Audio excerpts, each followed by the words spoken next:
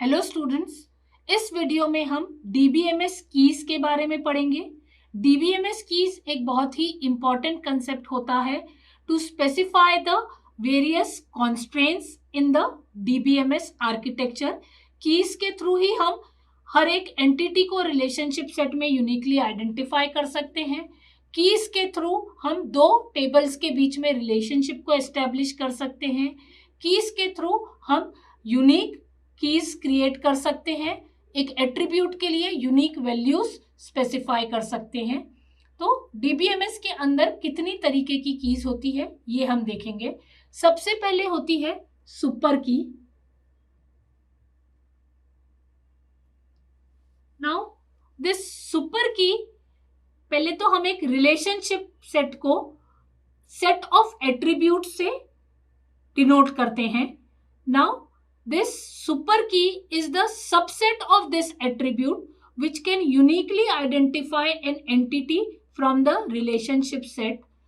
What this specifies is that ये जो subset of attributes है, कोई भी दो entity एक relationship set में इन subsets of attributes की values के ऊपर मैच नहीं कर सकती।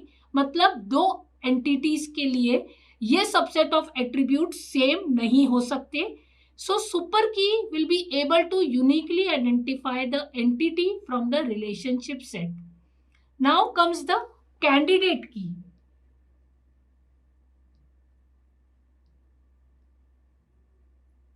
कैंडिडेट की जो रहती है, सुपर की का कोई सबसेट भी हो सकता है जो कि यूनिकली आइडेंटिफाई करने में सक्सेसफुल हो, उसे भी हम सुपर की बोलेंगे।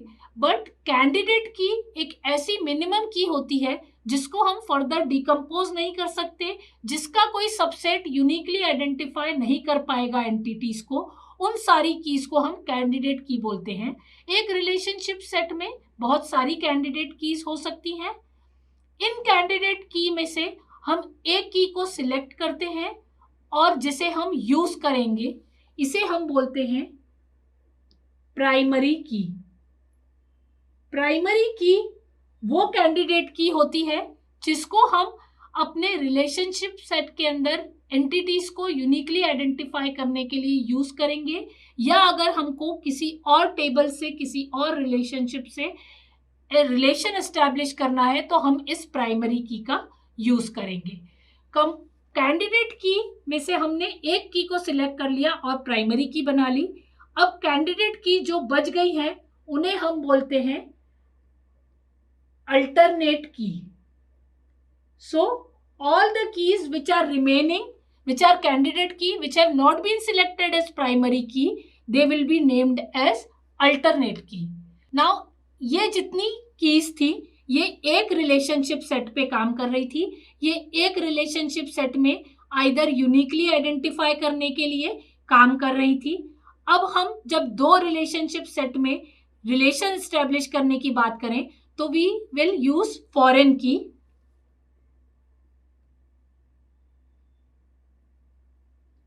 फॉरेन की जो रहती है, एक टेबल के अंदर फॉरेन की दूसरे टेबल की प्राइमरी की रहती है, जो कि दूसरे टेबल में इस पर्टिकुलर वैल्यू को रिफर करेगी। इसीलिए जो हमारी रेफरेंशियल इंटीग्रिटी है वो स्पेसिफाई करने के लिए हम फॉरेन की का यूज करते हैं।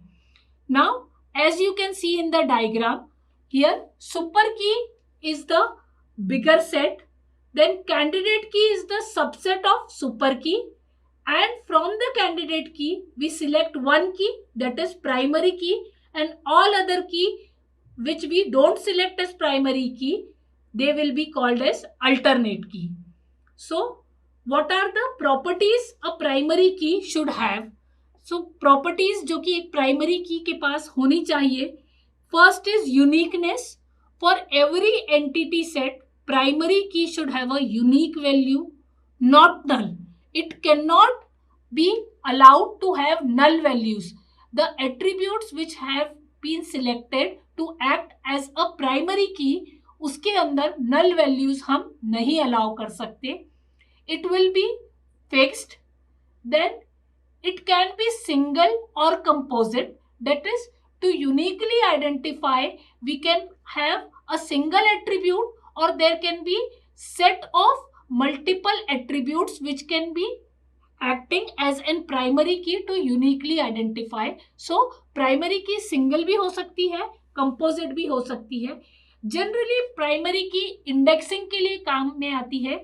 इंडेक्स एक नंबर जनरेट होता है जिससे हम इस पर्टिकुलर एंटिटी या इस पर्टिकुलर टपल को रेफर कर सकते हैं. और हमारी प्राइमरी की जो रहती है वो दूसरे टेबल से रिलेशनशिप एस्टेब्लिश करने के लिए भी यूज होगी. सो ये हमारे प्राइमरी की प्रॉपर्टीज है. ये सारे हमारे की एट्रीब्यूट्स है.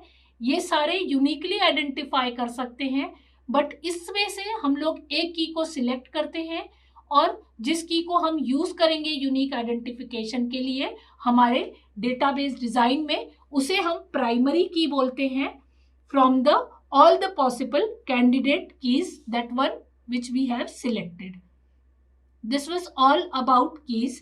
अब हम एक लाइव एग्जाम्पल देखते हैं और यहाँ पर से हम समझते हैं कि क्या क्या पॉसिबल कीज है इसमें और हम कंसेप्ट्स को क्लियर करते हैं. यहाँ पे हमारे पास एक एम्प्लॉय टेबल है जिसमें employee ID, employee name, address, licence number and passport number, ये सारे एट्रीब्यूट्स हैं. अब यहाँ पे आप देख सकते हैं कि यहाँ पे रिकॉर्ड्स को यूनिकली आइडेंटिफाई करने के लिए हमारे पास एम्प्लॉय आईडी भी है, हमारे पास लाइसेंस नंबर भी है और हमारे पास पासपोर्ट नंबर भी है. बिकॉज कोई दो एम्प्लॉय का एम्प्लॉय आईडी सेम नहीं हो सकता, कोई दो एम्प्लॉय का पासपोर्ट नंबर या लाइसेंस नंबर भी सेम नहीं हो सकता. तो एम्प्लॉय आईडी, लाइसेंस नंबर और पासपोर्ट नंबर, ये सारी वो कीज है जो कि यूनिकली आइडेंटिफाई कर सकती हैं. तो इन सभी कीज को हम बोलते हैं कैंडिडेट कीज. अब इन कैंडिडेट की में से हमने एम्प्लॉय आईडी को चूज करा है और हमारे डेटाबेस डिजाइन में हम एम्प्लॉय आईडी को यूज करेंगे अगर हमें यूनिकली आइडेंटिफाई करना है किसी एंटिटी को या हमें इस टेबल का दूसरे टेबल के साथ रिलेशनशिप एस्टेब्लिश करना है.